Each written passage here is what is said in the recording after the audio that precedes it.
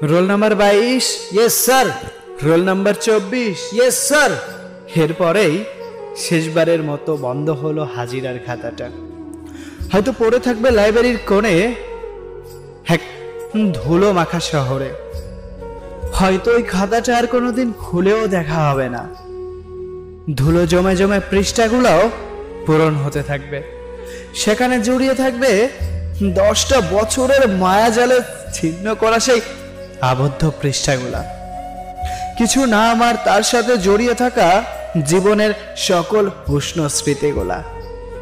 বন্ধু, আজ আমি কলেজ যাব না, তুই আমার প্রেজেন্টটা দিয়ে দিস।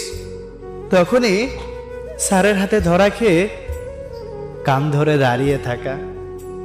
আমাকে কান ধরিয়ে দাঁড়িয়ে থাকতে দেখে ওই দিনে সকলের তামাশা, সকলে আমাকে নিয়ে টোল করতে থাকলো।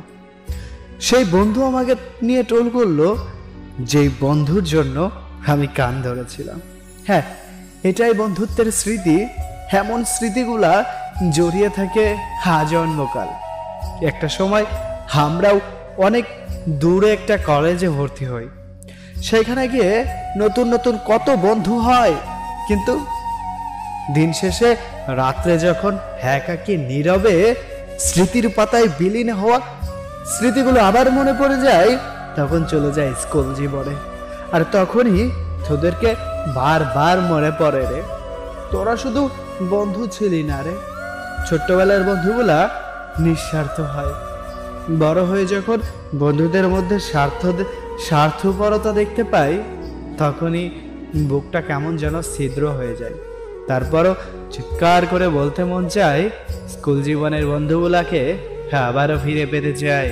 বন্ধু, তোরা হয়তো ভুলে গেছিস, তোরা হয়তো নতুন কলেজে গিয়ে নতুন বন্ধুদেরকে পেয়ে অনেক বন্ধুদেরকে ভুলে গেছিস।